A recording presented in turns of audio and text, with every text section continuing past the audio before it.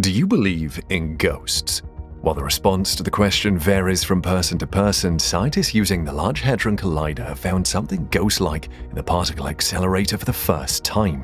What have these scientists discovered? Why is it referred to as a ghost? Should we be scared of this particular discovery? In this video, we bring you all the details about what scientists just announced they found in the Large Hadron Collider for the first time ever. Did you know that while you sit and watch this video, billions of particles are passing through your body? And there is a reason you do not feel these particles passing through you and are not harmed. The Large Hadron Collider have revealed just what these particles are and other amazing details about these particles. But what is the Large Hadron Collider? This invention is the largest, most powerful particle accelerator in the world. If you don't know what a particle accelerator is, they're used to collide energetic particles to investigate the structure of the atomic nucleus. They were invented in the 1930s and have helped scientists to understand many aspects of physics. They work by speeding up and increasing the energy of a beam of particles by generating electric fields that increase the particle's speed. Magnetic fields direct and focus the particles.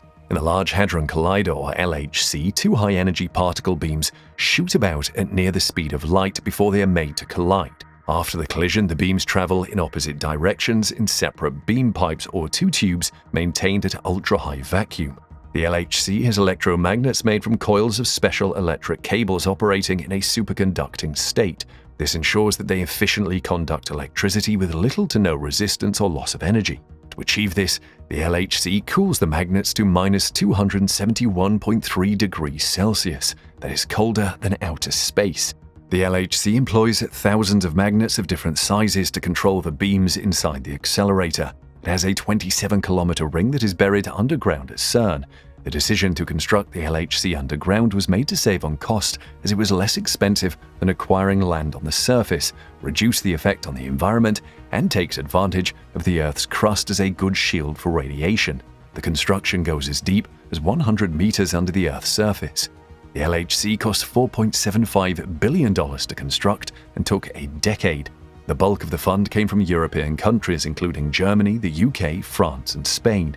Interestingly, CERN wants to build a new super collider at the cost of $23 billion, which will be 100 kilometers long. Fun fact, the annual energy consumption of the LHC is equivalent to one-third of the power consumption of the households in the canton state of Geneva. However, the investment has been worth it thanks to the many discoveries that have been attributed to the LHC. One such achievement is the discovery of ghost particles known as neutrinos. Neutrinos are some of the tiniest particles ever discovered. They were spotted during a test run of the LHC. This landmark achievement was made possible through the joint work of CERN's forward search experiments. But what are neutrinos, and why is there so much excitement about them? Even though neutrinos are very elusive, which is why they are called ghost particles, they are produced by different nuclear processes. Neutrino means little neutral ones. It is apt because they do not possess an electrical charge. Out of the four fundamental forces of the universe, neutrinos interact with only two, and these are gravity and the weak force, the force that is responsible for the radioactive decay of atoms. Neutrinos have no mass and are able to travel at the speed of light. A lot of neutrinos were produced in a fraction of a second after the Big Bang, but of course numerous neutrinos are still being produced today. They originate from the nuclear hearts of stars inside particle accelerators and atomic reactors. They also come into existence during supernovas and in the radioactive decay of substances. Scientists say neutrinos outnumber protons in the universe 1 billion times. Even though numerous neutrinos have been a tough nut to crack for scientists, this is because of their ability to remain neutral to most substances found in the universe. That is why billions of them can pass through a square centimeter of your body without you noticing. They just stream through most matter like light rays passing through a transparent window. Neutrinos carry a wealth of information as they travel through the universe, unlike other particles that may be distorted by their interaction with different matters. Our understanding of neutrinos means we know the beginning of the universe better. Neutrinos came to be discovered as scientists tried to solve the puzzle of a process known as beta decay. The thing about beta decay is that it seems to defy two fundamental physical laws, the law of conservation of energy and the law of conservation of momentum. They discovered that during beta decay, the final configuration of particles appeared to have slightly too little energy, and the proton stood still instead of moving in the opposite direction to the electron. A physicist named Wolfgang Pauli theorized in 1930 that an extra particle might be escaping the nucleus and carrying along the missing energy and momentum. However, Pauli himself knew that the particle he had postulated could not be detected. He said to a friend, "I have done a terrible thing. I've postulated a particle that cannot be detected." Our Sun produces colossal numbers of neutrinos, and many of them end up bombarding the Earth. Scientists came up with different detectors to catch these neutrinos, but their experiments could only detect 1/3 of the neutrinos they had predicted. For many years, scientists have tried to solve this issue. However, they were overlooking one simple fact. Neutrinos came in 3 different flavors. The ordinary neutrino is known as the electron neutrino. In addition are 2 other types known as a muon neutrino and a tau neutrino. As they pass through the distance between the Sun and the Earth, neutrinos oscillate between these 3 types. This is why the earliest neutrino experiments, which were only designed to search for one flavor, kept missing 2/3 of their total number. The discovery at CERN was the first time neutrinos were found inside the LHC or any particle accelerator at all. The ensuing excitement was because the breakthrough opened a completely new window through which scientists could investigate the subatomic world. Being able to detect neutrinos inside the LHC will help scientists further understand their role in the universe. As we previously stated, prior to the discovery by the LHC, scientists had managed to capture neutrinos before.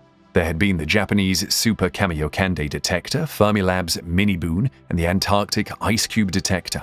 All of these managed to detect neutrinos using a procedure known as the Cherenkov radiation. This Cherenkov radiation method uses a principle similar to a plane traveling faster than the speed of sound, which creates a sonic boom.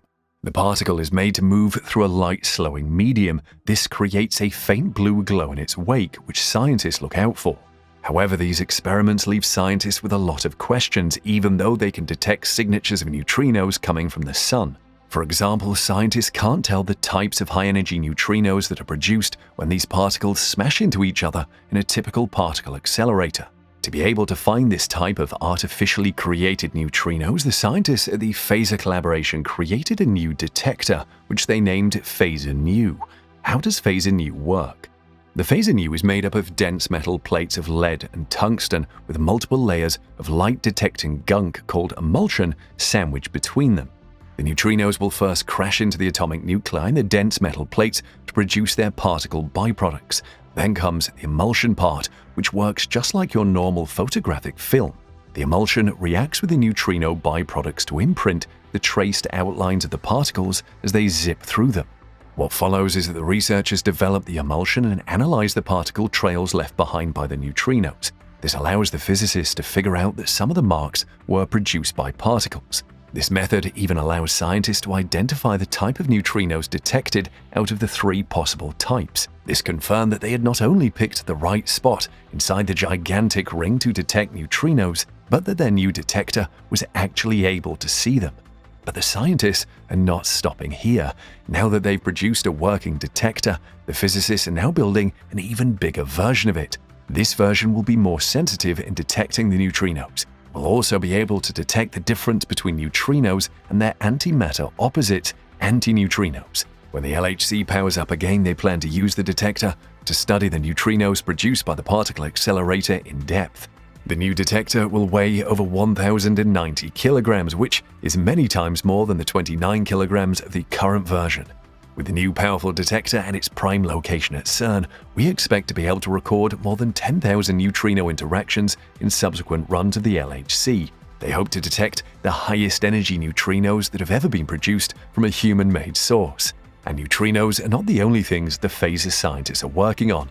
The team is also working on an experiment to detect hypothetical dark photons, which physicists think could be intimately connected to dark matter, the mysterious, non-luminous substance believed to account for roughly 85% of the matter in the universe.